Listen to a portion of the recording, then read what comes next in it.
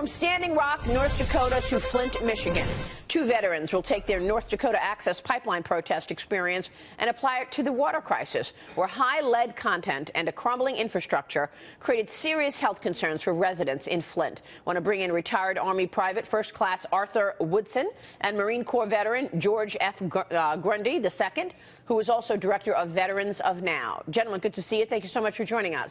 Thank you. Thank you for having me. Thank you for your wonderful service to our great country. Private First Class Woodson, let me kick it off with you. As a veteran, why was it so important for you to protest in North Dakota? I saw that the resemblance of both Flint, Michigan and North Dakota had the same problem or issue where they didn't want pipes put in on their land, but the residents and the citizens of Flint wanted pipes put in, and they won't even put any infrastructure in there. We only have 499 pipes put in so far out of a year, where they are not calling the situation in Flint a project instead of emergency.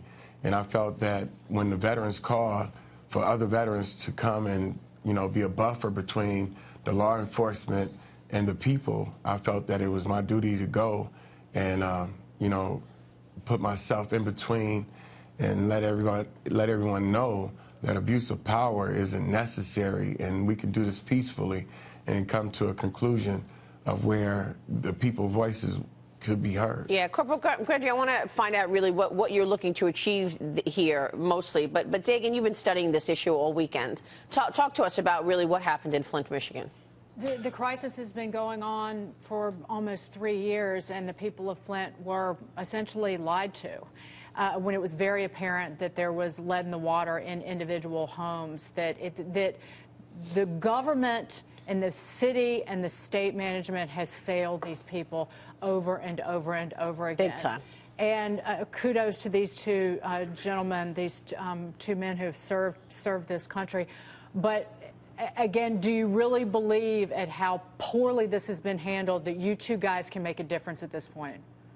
Most definitely. You have to start somewhere.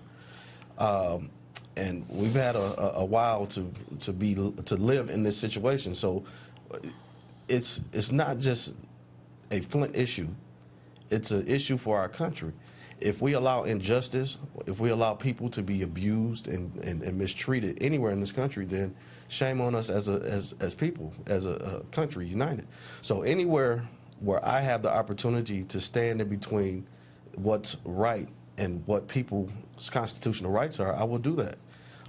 It just so happens that I live in a place where we need help also. We need others to come and help us with our issues too, because there's a lot of confusion and misdirection and a lot of inaction that's happening right now. So we just need help with that. But first, in order to get help, you have to show that you are willing to help others.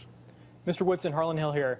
My question is, what are you looking to get out of Flint at this point? I mean, it's clear that there's been incredible injustice, and the local government there and the state government there has not been responsive, and it's really turned their back on the people of Flint. But what are you looking to do on the ground to actually make a difference there? Is it to continue to provide that buffer between protesters and law enforcement, or is it something more?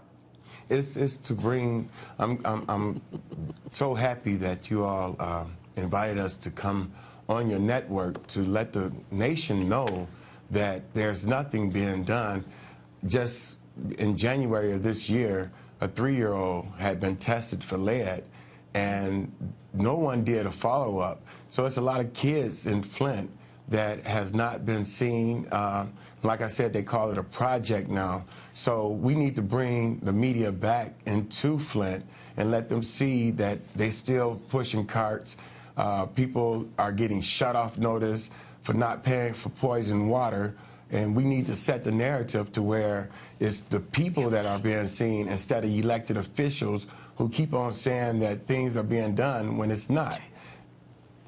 George, my question to you is there a specific agency that you guys should be talking to and trying to focus on, whether it's the EPA, or is there a certain avenue or outlet, whether you're going through the governors, that you guys think you can affect the most change?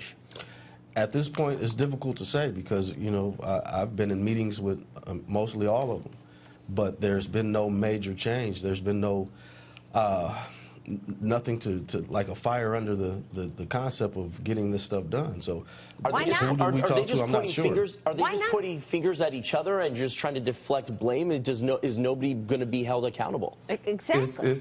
The thing here, you know, and like I said, I don't play sides. I'm here for the people. You had the election year going, and our mayor, she backed Hillary Clinton. She endorsed Hillary Clinton. So they had to have an issue. So why fix the problem while it's election season? You wouldn't have a talking point. So that in turn turned it into a political football to where the Republicans was against the Democrats not wanting to fix it and giving them a thing of a talking point. We have more than just lead. We have bacteria in this water. Yeah, there was an E. coli poisoning in 2014. Well, when they made the switch over in the water supply from Detroit to the Flint River, there was E. coli in the water in, I think it was September of 2014. Well, there was corrosion. GM had to stop using the water from the city because it was corroding auto parts at one of the local plants, and there was toxic, hazardous waste, toxic levels of lead in people's water, and they haven't done anything about it. 10 times worse than toxic you know, waste. just recently, they found that a company named Oil Chem was dumping. They said that they didn't. They put in fraudulent paperwork where they had where they was dumping PCBs over in the water. Now, when we switched in April 2014, May of 2014, we had trihalomethanes, which is TTHMs, and at 154 pounds, drinking 0.2 liters a day at 0.8. It's 70 years, 3 people are guaranteed to die. So in August, you had E. coli, you had TTHMs, and you had Legionella.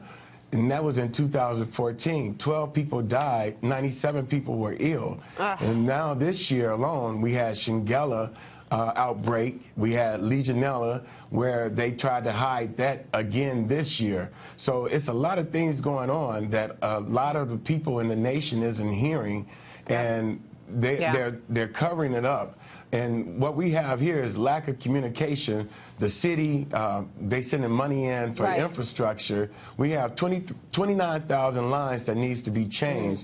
And since February, when they got the $2 million, all we done had is 499 service lines changed. And who's going to change lines now that the snow's on the ground? People want to see some accountability here. So, gentlemen, thank you so much for your efforts.